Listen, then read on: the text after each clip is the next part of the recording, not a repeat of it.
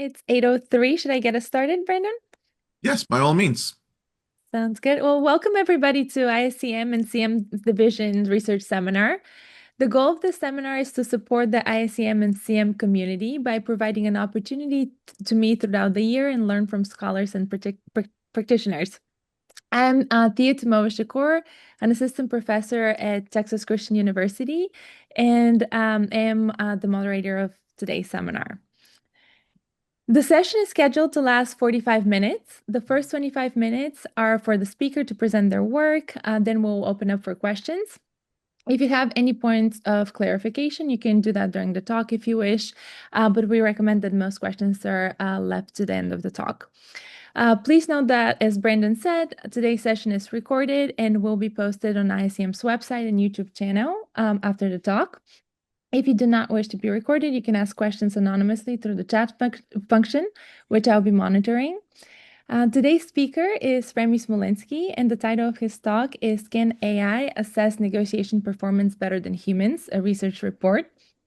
Remi is a professor at HHL Leipzig Graduate School of Management. He is a negotiation scholar with extensive experience advancing both empirical and practice-oriented negotiation research. As the academic director of the Center for International Negotiation at HHL, and the founder of the Negotiation Challenge, a major global negotiation competition, he has long focused on negotiation performance, namely how negotiators succeed in various negotiation contexts and what factors distinguish high-performing negotiators in both individual and team settings. Welcome, Remi, and we're very excited for your talk. Thank you, Thea. Thank you for having me. It's absolutely amazing. It feels a little bit like a little bit of a warm up to the IACM session in Vienna, and I see a lot of familiar faces and names here in the chat. Thank you guys for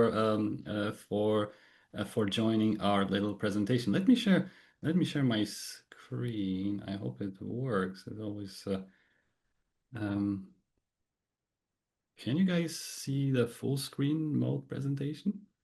All right, perfect. I see at least 2 thumbs up. Great.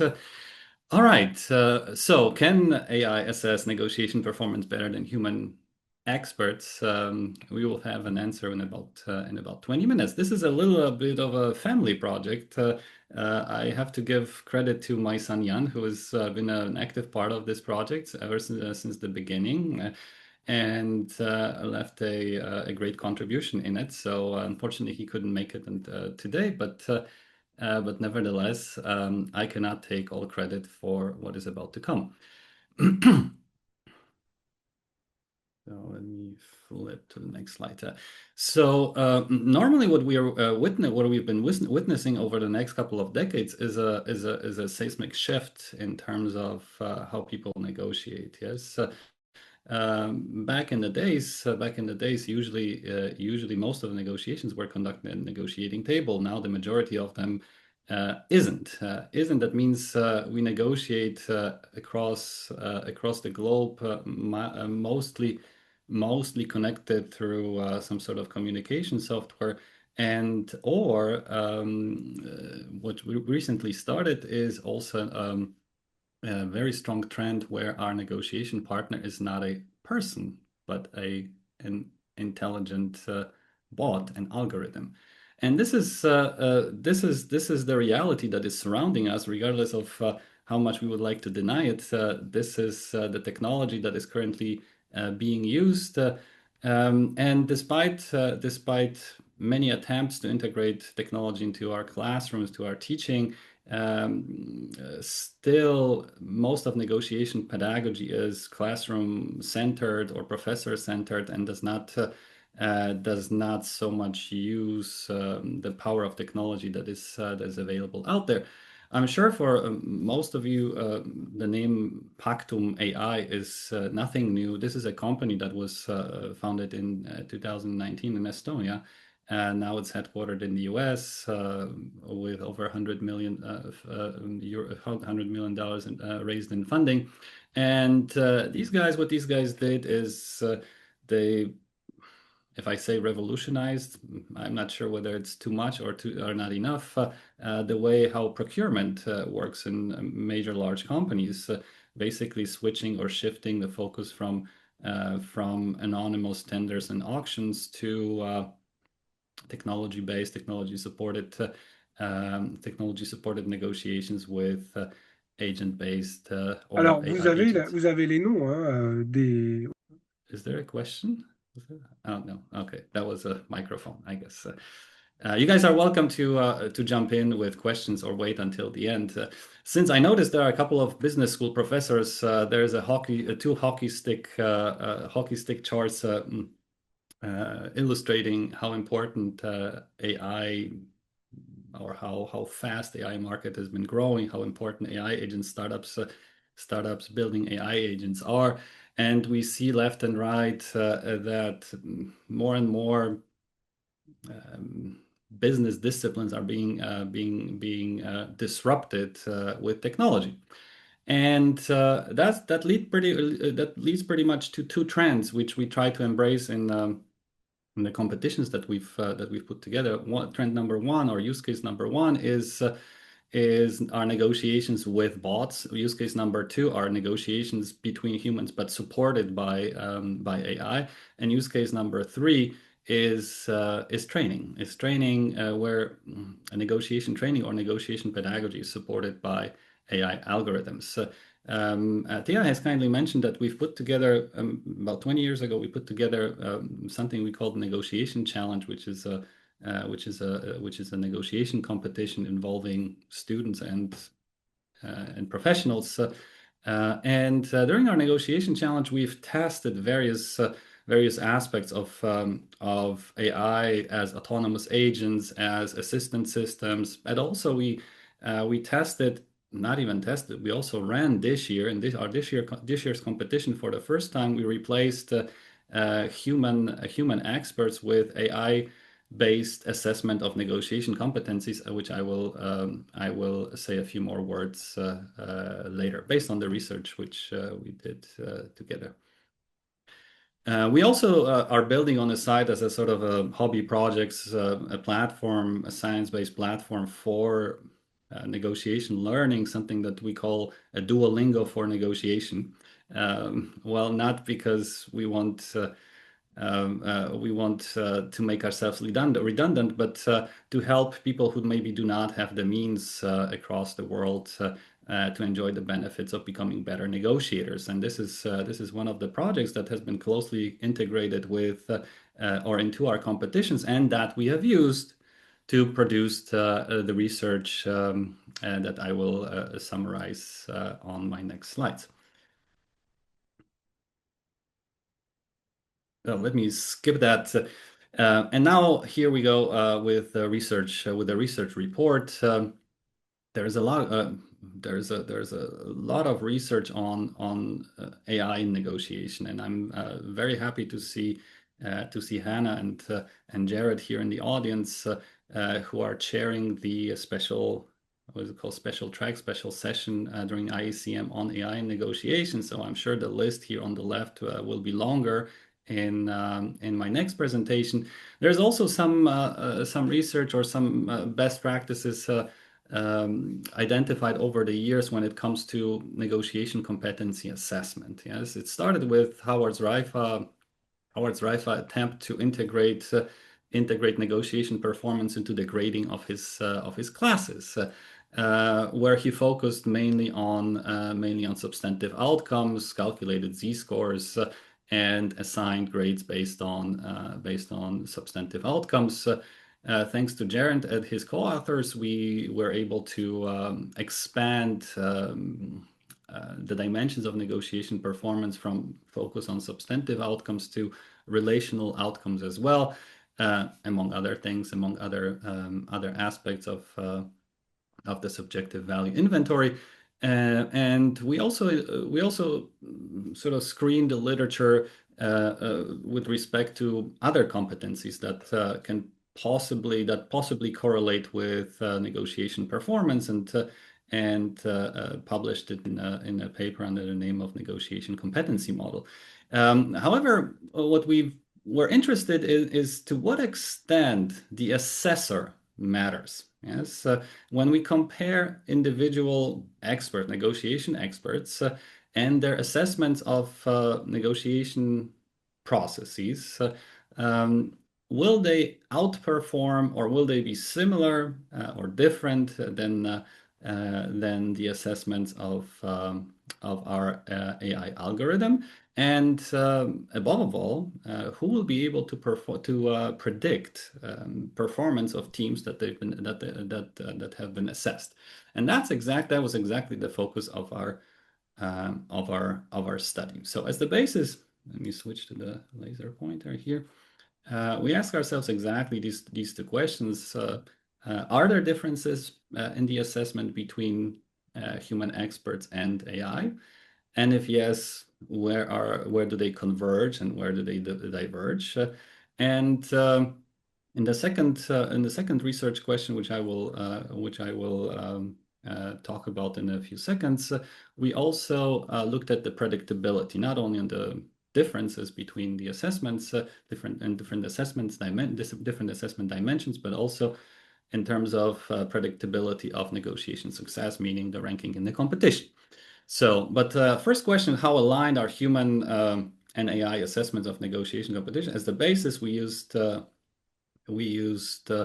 negotiation competency models which is categorized into 15, or in this case 16, or in the case of team negotiation, into 16 categories.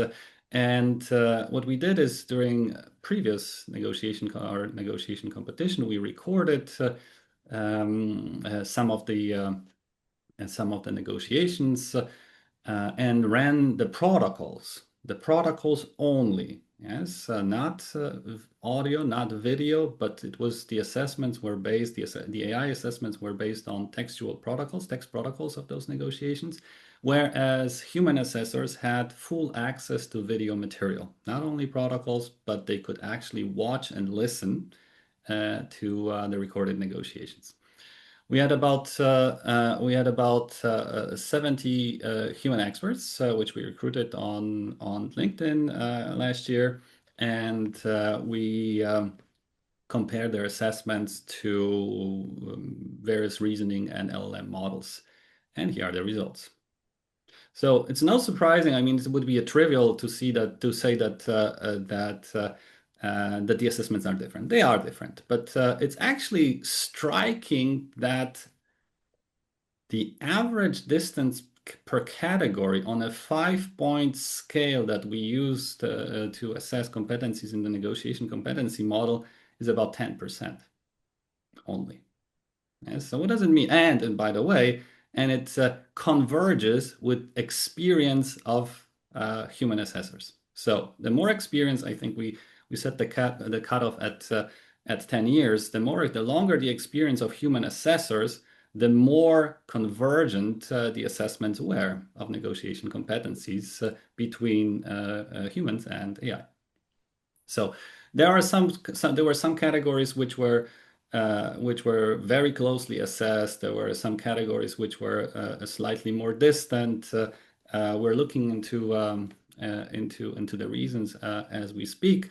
But interesting fact is that although AI had access only to text, AI had access only to negotiation protocols, the difference between its assessment of negotiation competencies was so small. And I think that's one of the, I'm not sure if I can say highlights, but at least striking observations from our study.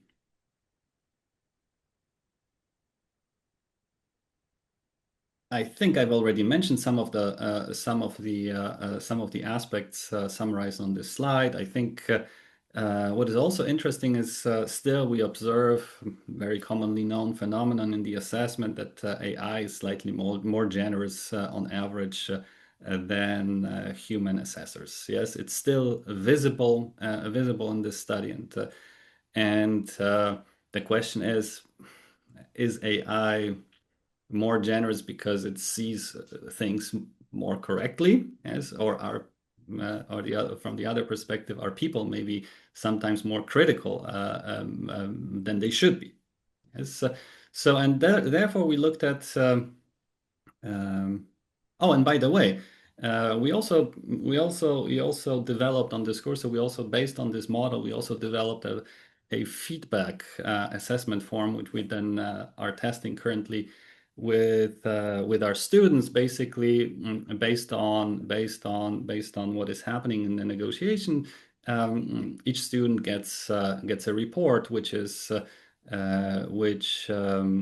not only includes the numbers, the assessment goal, but also justification with respect to observable traits that correlate with certain, or that are assigned to a certain level of assessment for that particular competency, which means that this feature allows us to give personalized feedback to classes consisting of a ridiculously high number of students. And something that in academia is extremely difficult. The more people attend our negotiation courses, the less personal those courses get.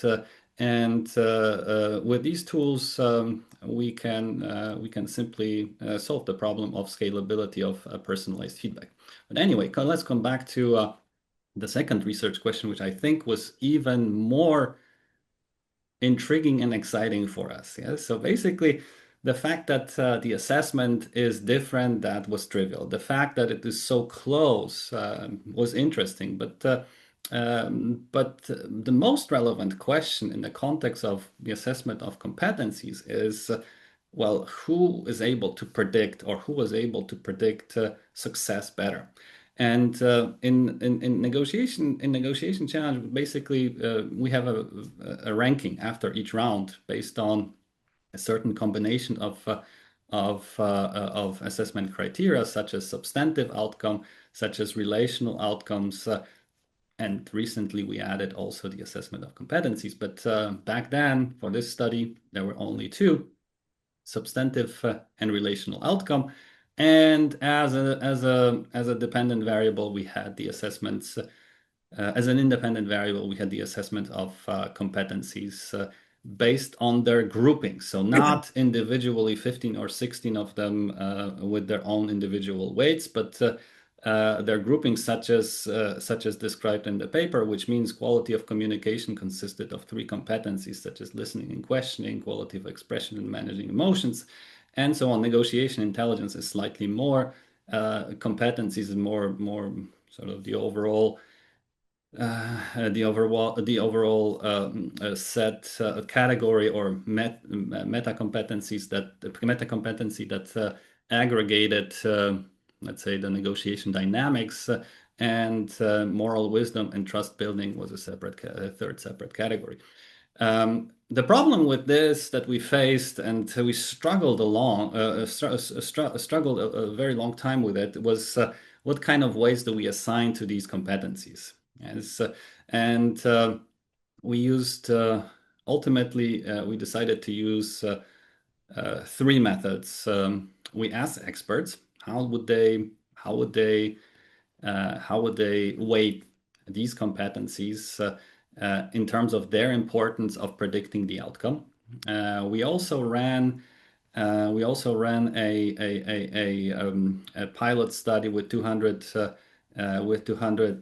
students to compute the weights for each of those competencies, and there was another thing that we did, which I forgot right now. But that's ultimately the result. It's kind of overwhelming because it includes a lot of numbers, and the third one was equal weights for each. Now I know. Equal weights for each competency. So we have these three methods in the columns. So regression means based on an additional large scale study, we calculated the weights for each of the competencies. Expert judgment, we ask expert judgments to negotiation experts to tell us what kind of weights they would assign to those competencies and average them out. And then we said, well, in the absence of better information, we can say it's the weights are equal. Yes. And we ran a GPT-5, Gemini, human and human experts. Experts are where assessors or participants with more than 10 years of negotiation experience. So what we see, especially in the regression model, the circled part of the table, and what we see is that if we look at, then we check the correlation with the ranking for a particular, for each round that we tested. So here the case included two roles, Gaia and Terra. These were two communities on a fictitious planet negotiating distribution of resources. What we see is that the assessment of negotiation competencies conducted by GPT-5 correlated with 60% with the final ranking that these teams ultimately obtained.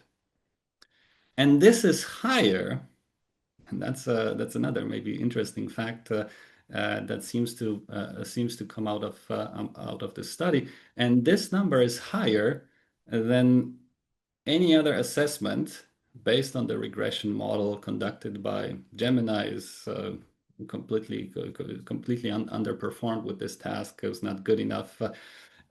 It's higher than human assessors on average, and also higher than human experts.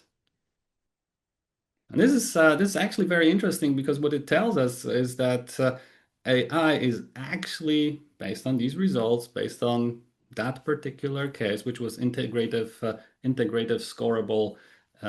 scoreable negotiation, can actually assess competencies, or no, based on their assessment of competencies, we can predict negotiation performance, relative negotiation performance between teams. And that's a pretty strong statement. That's a pretty strong observation, which we could maybe draw based on this this study. So since we are slowly approaching my deadline, I need to really run through the last 3 slides. What are the consequences? What are practical consequences? Recently, I was attending a panel of negotiation experts on various things, and one of the topics was the emergence of AI in negotiation teaching. I was very surprised personally how reluctant some of my colleagues were into integrating AI into their teaching, meaning that correctly, of course, that doing so, let's say, decreases their capacity of becoming great negotiators. And I think this research shows that the best combination, the most powerful pedagogical combination is the human inspiration with the scalability of a machine. And this is, I think, one of the implications that we could potentially draw from practical implications from this study. Not only AI can do certain things better than we can, but it can do it very easily at scale. Yeah, so teaching 200 students and providing them with personalized feedback on their competencies, including what they've done right and including their improvement suggestions, is a daunting, or would be a daunting task for any professor. But for AI, it's not a big deal, and this feedback is likely to be better than the feedback of human experts, so more accurate in terms of predicting their performance. There are obviously limitations as to any study, any research, which I will skip in the favor for the last message, my last message today, and that is, if you guys are interested in the role of AI in negotiation, there is a special issue of NCMR, Negotiation and Conflict Management Research Journal, published by IACM, which has a submission deadline on September 30th this year. So if you're planning to present your papers, your work in Vienna, we very much look forward to seeing it. But then please also consider maybe submitting it for NCMR after you've built in the feedback after the conference. So I think that's all I wanted to say for today, and I look forward to answering your questions. This is great. Thank you so much, Remi. You have 2 questions in the chat.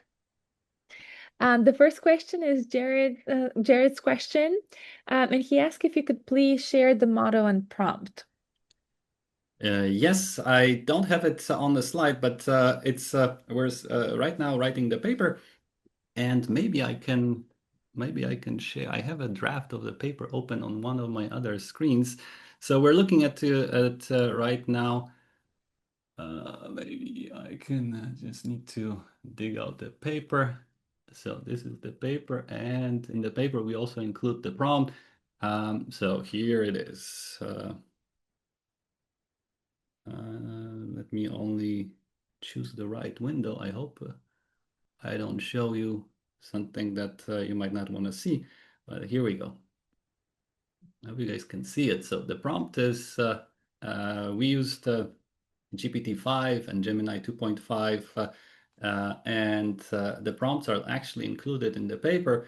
So what we used is we converted observable traits mentioned in the negotiation competency model into the assessment of categories. So this is how they look like. I don't know. And this we did for 16 competencies from 16 competencies from the model. So negotiation competency model includes, or every competency includes observable traits. Yes, so what needs to be observed in the negotiation to consider it as a standard, above average, or significantly above average, or below average, or significantly below average. These are just suggestions, and I guess the reasoning model extends those suggestions into the data material that it is provided with, meaning the protocols, and makes the judgment based on the prompt, observable traits included in the prompt, and the material that it's provided with.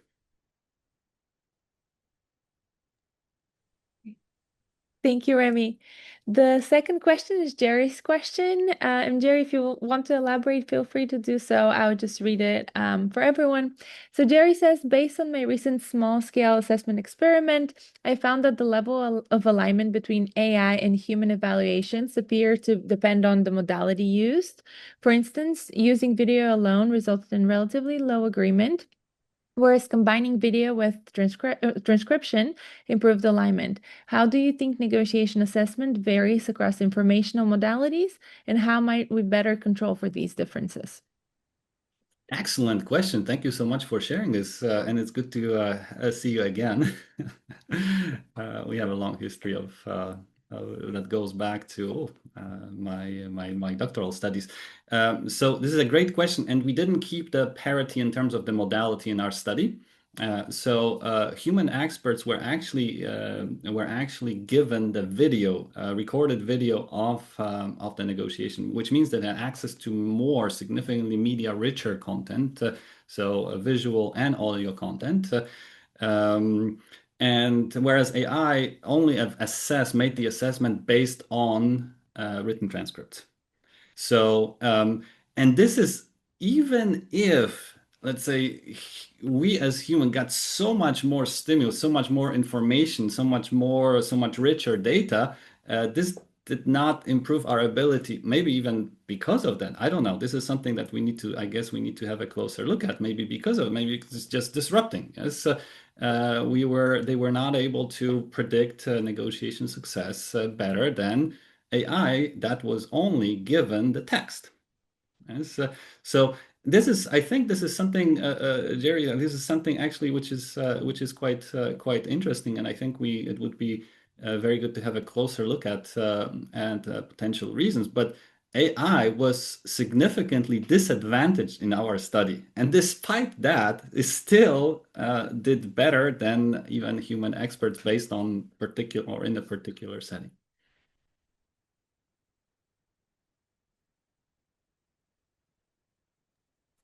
Perfect. And Jerry just added, for your reference, you found that transcribed text alone produced the best results with ChatGPT and Claude, whereas in my case, combining video with transcription yielded the strongest performance with Gemini. Thank you. Okay, next question is from Mohammed, who asks, any input from exterminating on real life scenarios with companies or startups or governments?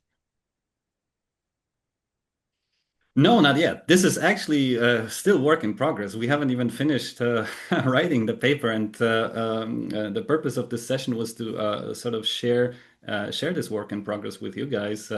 We're still trying to finalize the paper and present it at some conferences. So none of it has been tested in the field.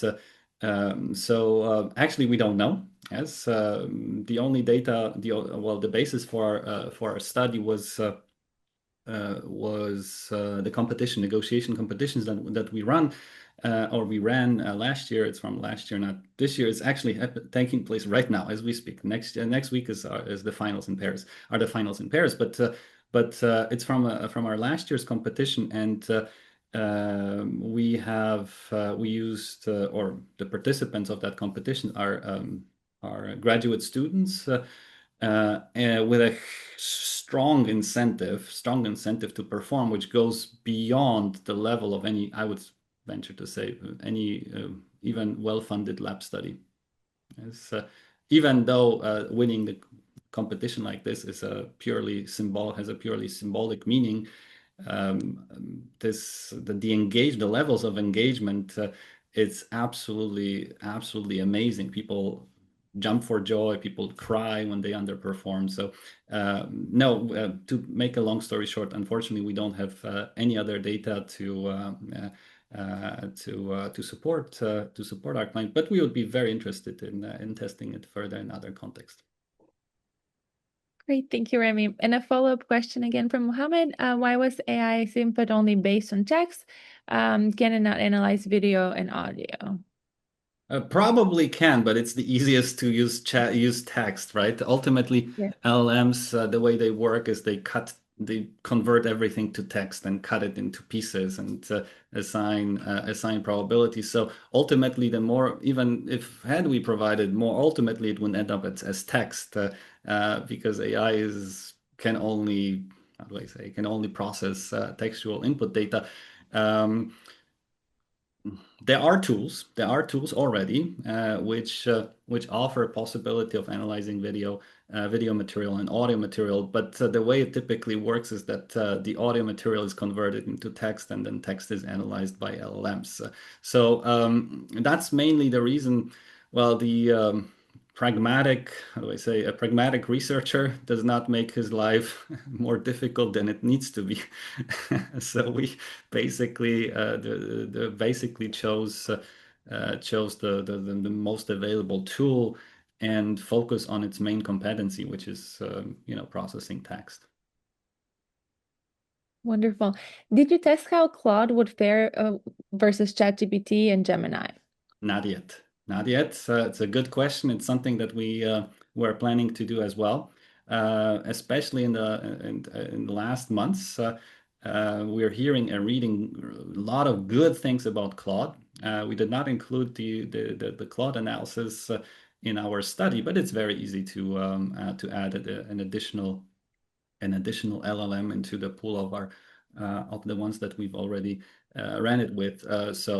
Yes, this is something that I've been tempted to do, especially that Claude is now, let's say, the most hyped LLM or reasoning model that is available out there. And most likely before the conference, or hopefully before the conference, we add one more line into the table that you guys have just seen.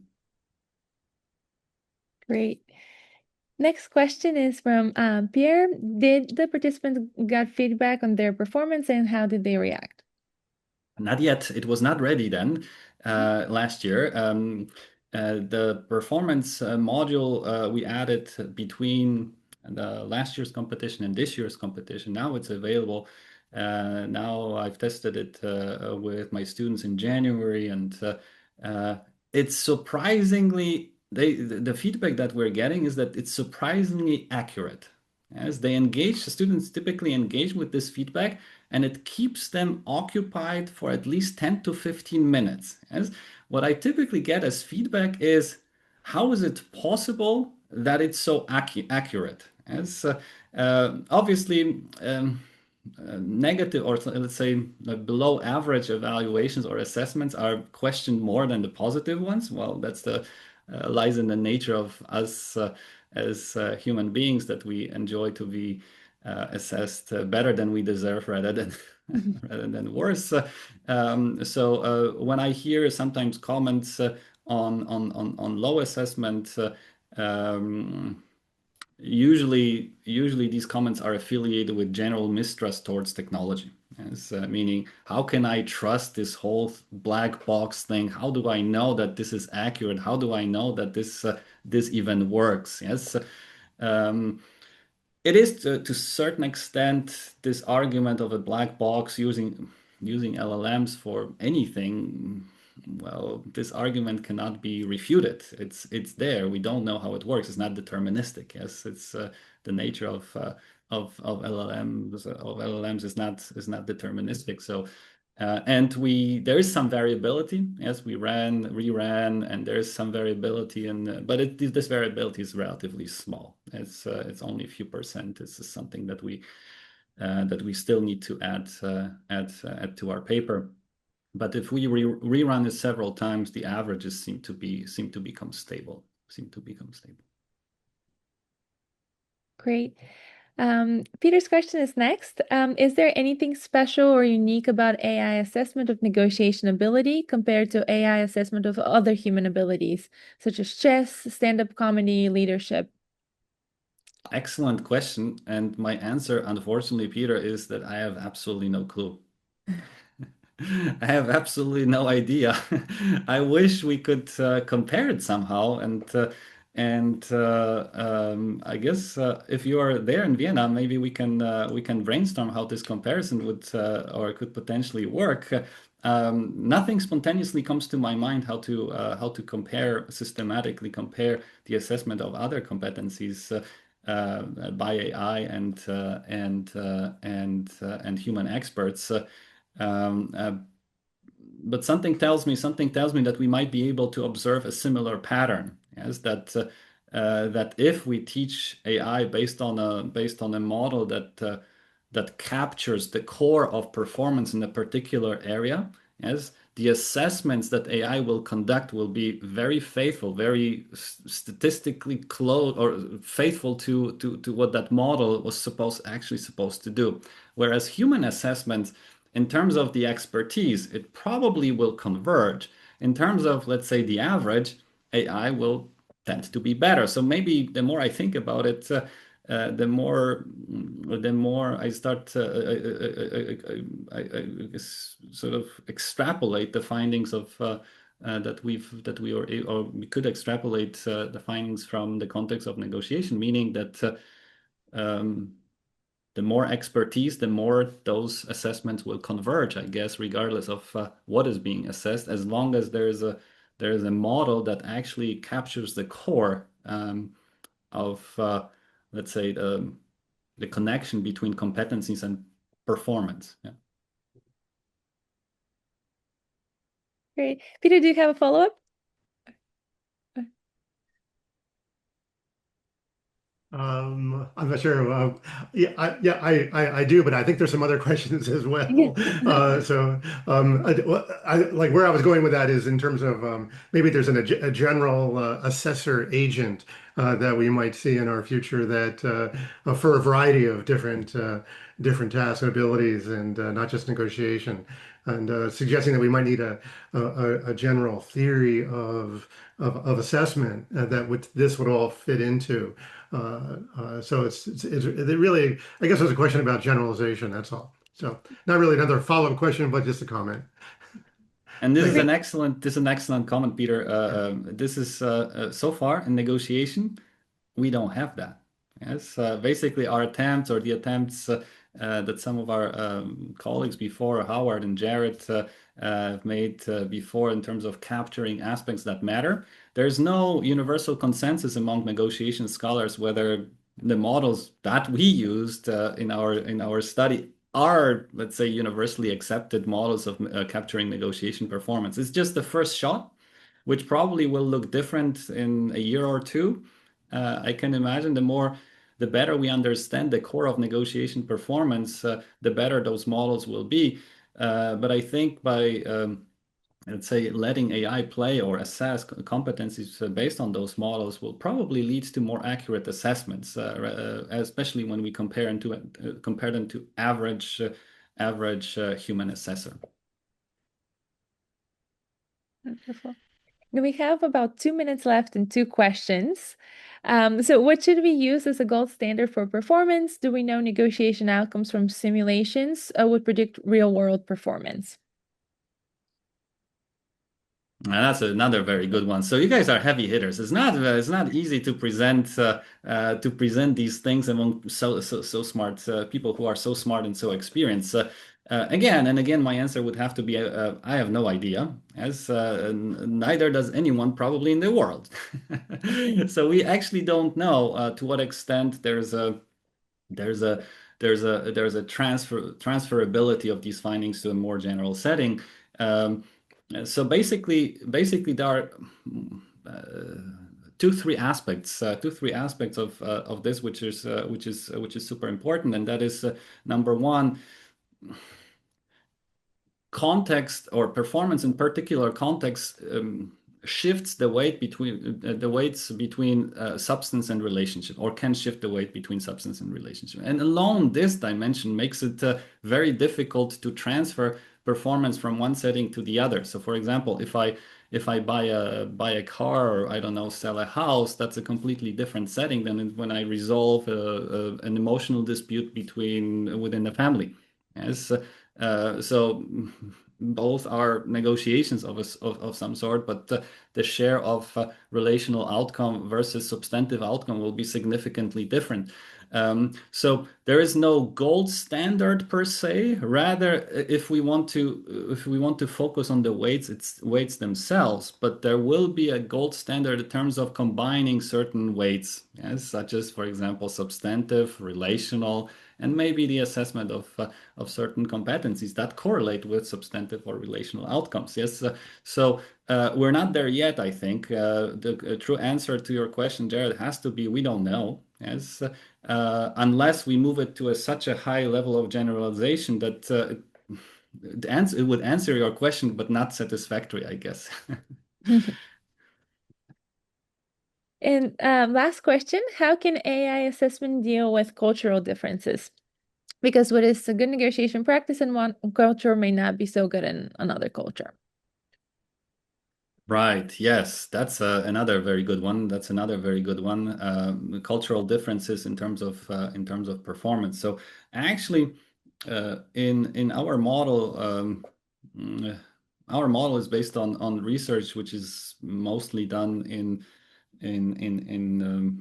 Western, let's say Western academic tradition, right? And this is probably biased. I can imagine in terms of its ability to correctly predict performance among let's say across cultures, right? So we haven't studied it systematically, but the participants in our competition, they come from nearly all continents, many countries, from Japan to California. Not that California is a country yet, but from the US. We don't see any systematic. We didn't notice at the first sight. We haven't focused on it explicitly, but at the first sight, we didn't notice any systematic bias towards one or the other culture. Especially that AI, the only thing that AI saw or had access to was text. Yeah, so AI didn't have access to how people look like and how they behave. Basically, it only had access to what they said. Yes, yes, it's also determined or co-determined by culture. I agree.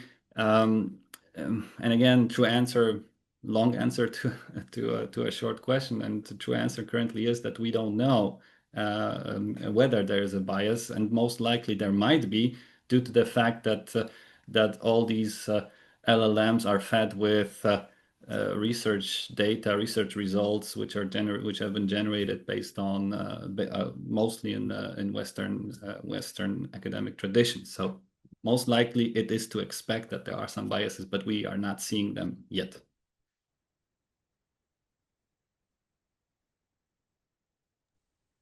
Well, thank you so much, Remi, and thank you everyone for attending this speaker series. We hope you enjoyed. Thank you so much for your questions. I'm sorry I was not able to answer most of them, but it was a pleasure and honor to share my passion for this topic with you guys, and I look forward to seeing you guys and some of you in Vienna. Thank you, Remi. Thank you, Taya. Fantastic session.